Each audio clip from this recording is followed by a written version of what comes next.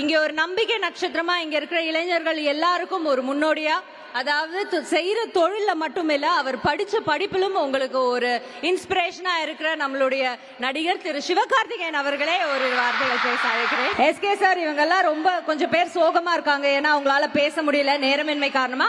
அதனால அவங்களுக்கு நான் கொடுத்த பரிசு தான் நீங்க அவங்க நடுவுல நின்று பேச போறீங்க. ஓகேவா? ஹாப்பியா? ஹாப்பி?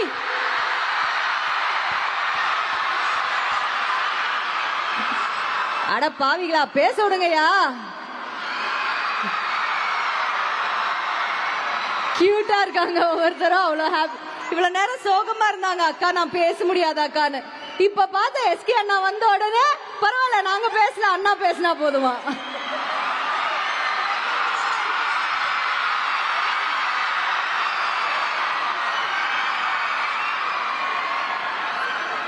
ஓகே, இப்பொழுது மதிப்புக்குரிய திரு சிவகார்த்திகேயன் அவர்கள் நமக்காக பேசுவார். சார் ப்ளீஸ், இது மைக் கொடுங்க சார்.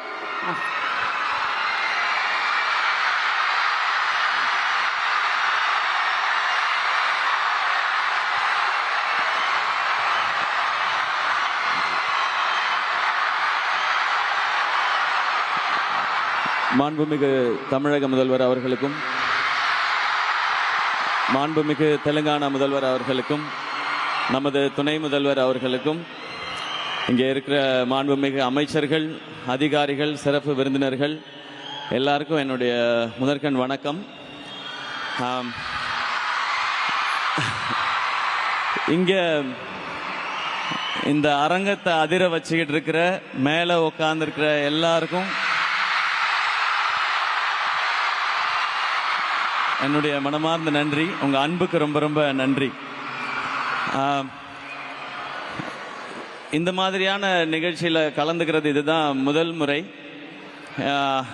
நம்ம சினிமா ஃபங்க்ஷன், ஆடியோ லான்ச் ஃபங்க்ஷன்னா ஏதாவது ஒன்று பேசிட்டு போயிடலாம். இங்கே அப்படி பேச முடியாது. இங்கே நம்ம என்ன பேசுகிறோம் அப்படின்ற ஒவ்வொரு வார்த்தையும் ஒவ்வொரு விஷயமும் ரொம்ப ரொம்ப முக்கியம். முதல்ல இந்த விழாக்கு என்ன கூப்பிட்ட துணை முதல்வர் அவர்களுக்கு ரொம்ப ரொம்ப பெரிய நன்றி சார். முதல்ல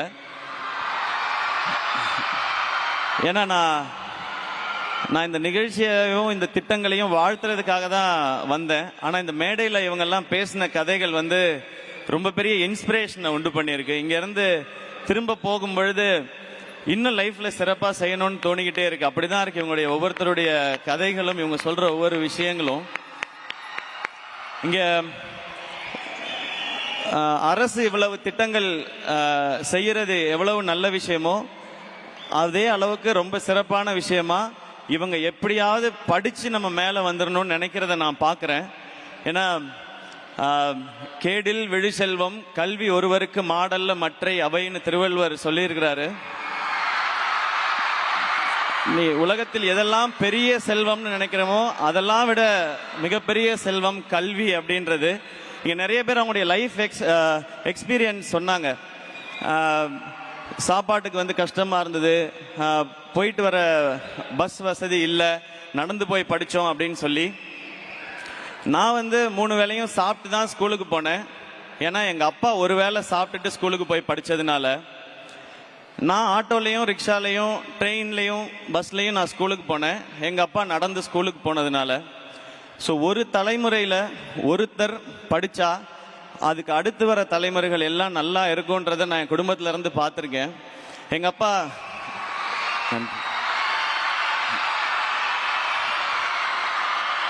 அப்பா அவங்க வீட்டில் இருந்த வசதிக்கு அவர் நினைச்ச படிப்பை படிக்க முடியல, கிடைச்ச படிப்பு தான் படிச்சாரு. அவர் 1 டிகிரி வாங்கினாரு.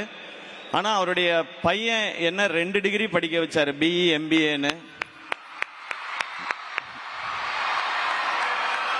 எங்க அக்கா 3 டிகிரி முடிச்சிட்டாங்க, பிஇ MBBS MD FRCP முடிச்சிருக்கிறாங்க. நான் பிஇ MBA படிச்சதுக்கும் இப்ப செய்யற துறைக்கும் சம்பந்தமே இல்லை. நீ படிச்சது வேற, ஆனா நீ நடிச்சுக்கிட்டு இருக்கிய அப்படின்னு நீங்க கேட்கலாம். ஆனா நான் நடிச்சுக்கிட்டு இருக்கும்போது இப்பவும் எனக்கு இருக்கிற பெரிய நம்பிக்கை, இந்த இண்டஸ்ட்ரி ரொம்ப ரொம்ப சவாலானது, சினிமா இண்டஸ்ட்ரி. அதுவும் எந்த ஒரு பின்னணியும் இல்லாமல் எந்த ஒரு துறைக்குள்ள நுழையிறதே ரொம்ப அசாத்தியமான விஷயம். அப்படி அந்த துறைக்குள்ள நுழைஞ்சு அங்க சவால் வரும்பொழுதெல்லாம் எனக்கு இருக்கிற ஒரே தைரியம், என்கிட்ட 2 டிகிரி இருக்கு, இங்க இருந்து அமிச்சிட்டீங்கன்னா நான் ஏதாவது ஒரு வேலை செஞ்சாவது என்னால பொழைச்சிக்க முடியும் அப்படின்றது தான்.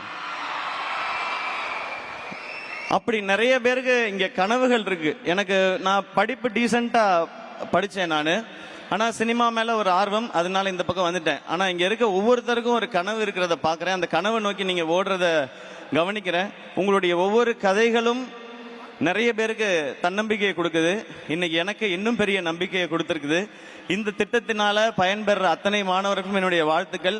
இத்தனை பேர் வாழ்க்கையை மாற்றிக் கொண்டிருக்கிற அரசுக்கும் முதல்வர் அவர்களுக்கும் அதிகாரிகள் அனைவருக்கும் என்னுடைய நன்றி அண்ட் வணக்கங்கள். எனக்கு வேற என்ன சொல்லணும்னு தெரியல. நான் ஃபைனலா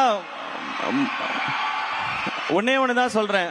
லைஃப்ல நீங்க ஜெயிக்கணுமா, இல்ல சம்பாதிக்கணுமா, வீடு வாங்கணுமா, கார் வாங்கணுமா, இல்ல சக்சஸ்ஃபுல்லா இருக்கணுமா, அம்மா அப்பாவை பார்த்துக்கணுமா, எல்லாரும் முன்னாடியும் மரியாதையா இருக்கணுமா, எல்லாருக்கும் சமமா இருக்கணுமா, ஒன் ஸ்டாப் சொல்யூஷன்.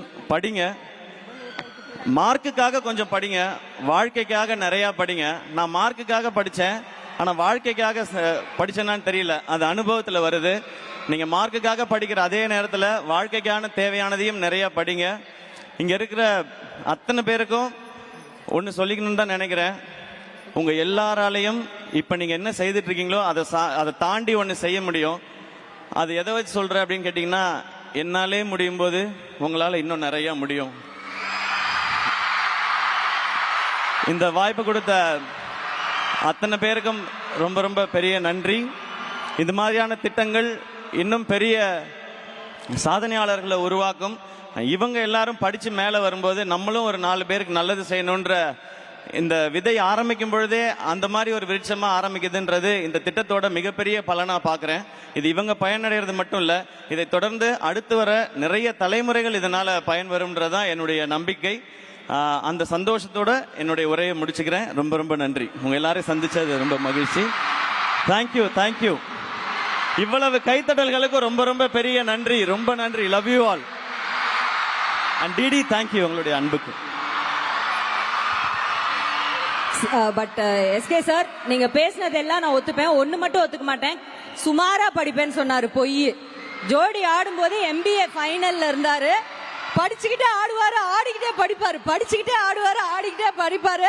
அதனால டீசன்ட்லாம் கிடையாது, பயங்கரமா படிப்பாரு. இல்ல இல்ல டிடி, நான் 83% வாங்கினேன் 12th. 83? இருங்க இருங்க இருங்க 83? ஆமாமா ஆமா. ஆனா எங்க அக்கா 96% வாங்கினா. அப்ப நம்ம கம்மியா தானே தெரியும். அது இந்த அக்கா தம்பி இல்ல அண்ணன் தம்பி இருக்க வீடுகள்ல தெரியும். அவன் நல்லா படிக்கிறான், அதே சோற தானே நீயும் திங்கிற, நீ நல்லா படிக்க மாட்டியான்னு கேட்பாங்க. அதனால எனக்கு எப்பவுமே நான் படிச்சது கம்மியா தான் தெரிஞ்சிருக்கு டிடி. ஓகே, இன்னும் ஒரே ரிக்வெஸ்ட் உங்ககிட்ட.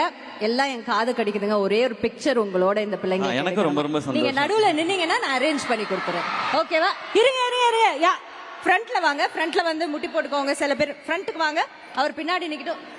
கொஞ்சம் டக்குன்னு எடுக்கணும். 2 நிமிஷம். தம்பி ஹைட்டா இருக்கவங்க கொஞ்சம் பின்னாடி போங்க. கொஞ்சம் முன்னாடி வாங்க. ஓகே. நீ அம்மா, நீ ரொம்ப உயரமா இருக்கடா, கொஞ்சம் இப்படி வந்துடுறியா? நீ வாடா அண்ணா, டக்குன்ட்டு. ஓகே, ஒரு பிக்சர். வெல்கம்.